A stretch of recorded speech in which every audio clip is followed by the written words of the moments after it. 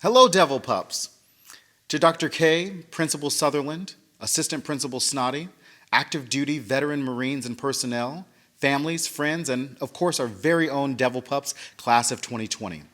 It's truly an honor and a privilege to speak to you today, and a special thanks to Abigail and Taylor for this heartfelt opportunity to share in this very special moment with you. As this is a virtual graduation, just know that like most of my daily Zoom meetings, I am dressed up here and definitely wearing sweatpants from down here. I was getting excited about my pre-planned trip from Los Angeles to North Carolina because nothing gets me back to Camp Lejeune faster than the privilege of supporting our military families, our Devil Pups, and definitely a Bowberry biscuit from Bojangles. Most importantly, I sincerely hope that you and your families are staying safe and healthy during these times of uncertainty. We're going to get through it because our communities and our friends around the globe depend on it. Now, I would be remiss if I did not take a moment to acknowledge a few of other folks. Your grandparents, parents, brothers, sisters, aunts, uncles, friends, community leaders, teachers, and mentors who bought you school supplies, made lunches for you, accompanied you on a myriad of trips, guided and certainly inspired your class throughout the past 4 years. Thank you. Now, I know maybe having someone possibly deemed too partisan or bring in my liberal tears to address your class this commencement may seem fairly controversial or worrisome for some folks during an election year. But let me just go ahead and get this out of the way right now. Carol Baskin definitely did it. Changed my mind. Now, people often ask me, how did you get to where you are now? What was your path? What did you do? Well, a few years ago, back in 2003, yes, it was a few years ago, an AP government teacher, Dr. Robley in fact, introduced me to what became my all-time favorite TV show, The West Wing, which was already on its 5th season. I was always interested in civic engagement, and The West Wing was a huge motivator in my life. During episodes of The West Wing, President Jed Bartlett occasionally ended staff meetings by asking one specific question: what's next? So that's what I'm here to talk to you about today. What's next? Now, we all know that 2004 was a different time than 2020. At Lejeune, I was falling over in an urn costume on stage in the school's auditorium as president of the Thespian Society, and I was CEO of the JROTC program. Yes, you can do both. And I loved it. I knew that once I graduated college, I was going to become a U.S. congressman, then a U.S. senator, and then who knows after that. And as you can see right now, I'm neither a U.S. congressman or a U.S. senator, and trust me, I'm sure there are plenty of people right now who are glad for that.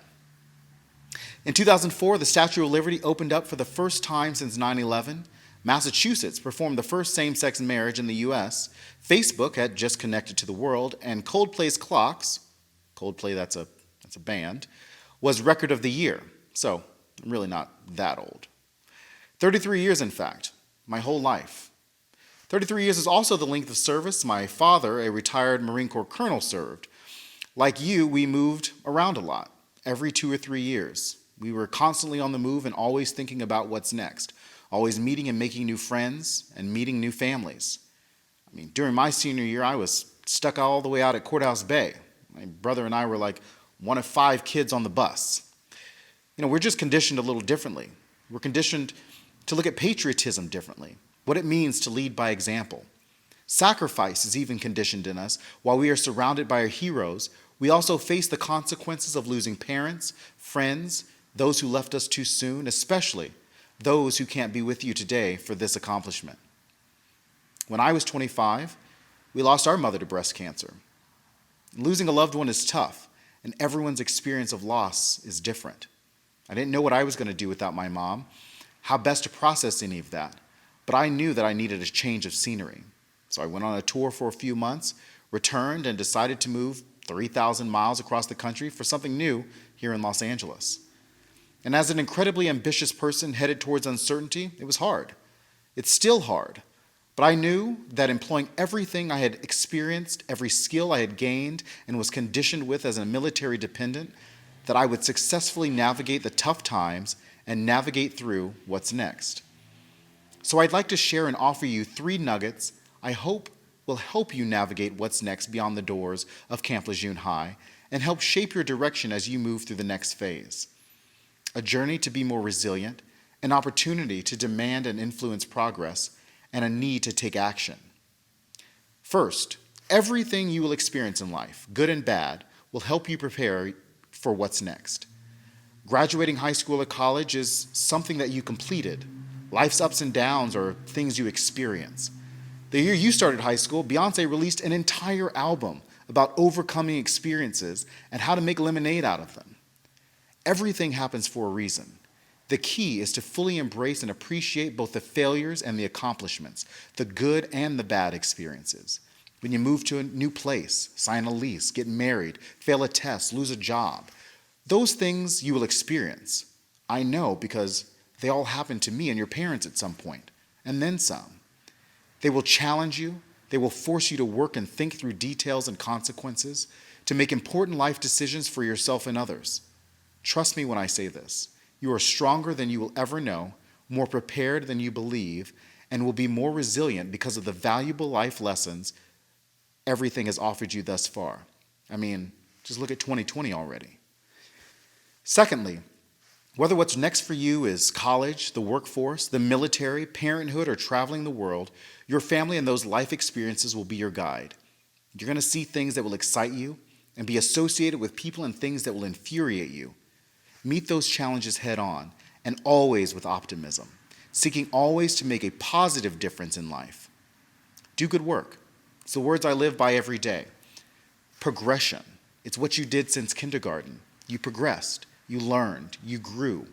Life after this will be nonstop forward momentum. For most people, change is downright scary, but change is a constant.